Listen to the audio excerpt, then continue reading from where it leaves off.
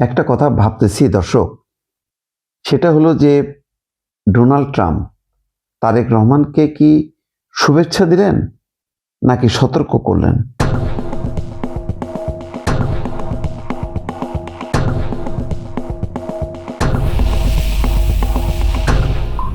এটা একটু বুঝতে পারছি না। আপনারা নিশ্চয়ই শেয়ার করবেন এবং কমেন্ট বক্সে জানাবেন।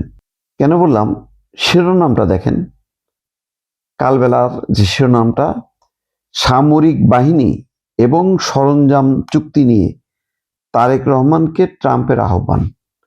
ভাই, এরকম দেখছেন কোনো দিন যে শুভেচ্ছা জানাবে, দীর্ঘায়ু কামনা করবে, দুই দেশের স্বার্থ সমুন্নত রাখতে হবে, উভয় দেশ তাদের স্বার্থকে সমুন্নত দেবে এবং জনগণের কল্যাণ করবে, একটা সামগ্রিক একটা চিঠি। কিন্তু তিনি স্পেসিফিক ভাবে বলতেছেন, তার মানে এক ধরনের অভিনন্দন বা শুভেচ্ছার ভেতরে এক ধরনের নির্দেশও আছে যে এটা এটা কিন্তু করতে হবে। সেটা কি?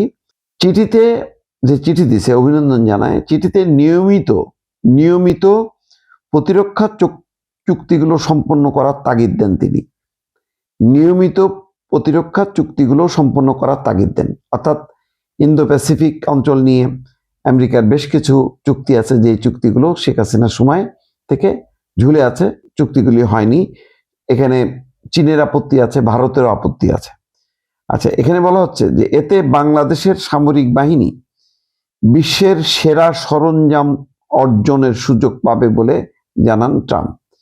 আচ্ছা, বাংলাদেশের সামরিক বাহিনী বিশ্বের সেরা সরঞ্জাম পেয়ে কি করবে? তার তো ভারতেই আছে, আর ওইদিকে মিয়ানমার। তো দুইটা দেশের কোনোটার সাথে তো বাংলাদেশ যুদ্ধে জড়াতে চায় না, অথবা সেই যুদ্ধে জড়ানোর মতন সক্ষমতাও নেই। তাহলে সেরা সরঞ্জামগুলি কিনলো বাংলাদেশের গরিব মানুষের টাকা দিয়ে, কেনার পর সেই সরঞ্জামগুলি বসে থাকলো, কি লাভ হবে? নাকি ওই অস্ত্র সরঞ্জামগুলো আবার জাতিসংঘের বাহিনীতে যখন নাকি যাবে তখন নিয়ে যাবে? জিনিসটা খুব পরিষ্কার হলো না। যাক, ডোনাল্ড ট্রাম্প বলছেন, আশা করি আপনি দুই পক্ষের মধ্যে হওয়া বাণিজ্য চুক্তি বাস্তবায়নের মাধ্যমে আমাদের সম্পর্কের অসাধারণ অগ্রযাত্রা বজায় রাখবেন। এতে উভয় দেশের কৃষক শ্রমিক লাভবান হবে। একই সঙ্গে আশা করি আপনি দ্রুত পদক্ষেপ নিয়ে নিয়মিত প্রতিরক্ষা চুক্তিগুলো সম্পন্ন করবেন এবং এতে সামরিক বাহিনী লাভবান হবে, যাক, এবং বিশ্বের সেরা সামরিক সরঞ্জাম অর্জন করবেন। ওই যে চুক্তি, এই সরকার তার মেয়াদ শেষ হওয়ার 3 দিন আগে, নির্বাচনের 3 দিন আগে চুক্তি করছে। এটা নিয়ে কিন্তু তখন থেকেই অনেকের মধ্যে উদ্বেগ উৎকণ্ঠা, শেষ সময় আমেরিকার সঙ্গে এই বাণিজ্য চুক্তি কেন? এই বাণিজ্য চুক্তির মাধ্যমে বাংলাদেশ আসলে কি লাভবান হবে নাকি ক্ষতিগ্রস্ত হবে?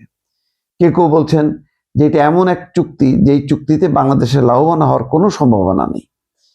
বাধ্যতামূলকভাবে বাংলাদেশকে অনেক কিছু পণ্য কিনতে হবে আমেরিকা থেকে উচ্চ দামে। তার বিনিময়ে আমেরিকা গার্মেন্টস পণ্যে কিছু সুবিধা দেবে, কিন্তু সেই সুবিধা যত, তার আর্থিক বেনিফিটটা যতটা হবে আর্থিকভাবে, তার চেয়ে অনেক বেশি চলে যাবে আমেরিকান পণ্য কিনতে, এবং সেই পণ্যগুলো কেনার ক্ষেত্রে বাধ্যতামূলক। 35,000 কোটি টাকার চুক্তি করা হয়েছে, কতগুলো যাতে বোয়িং কিনবে বাংলাদেশ। এতগুলো বোয়িং কেনার মতন দরকার আছে কি নেই, সেগুলো কোনো ব্যাপার না, কিনতে হবে।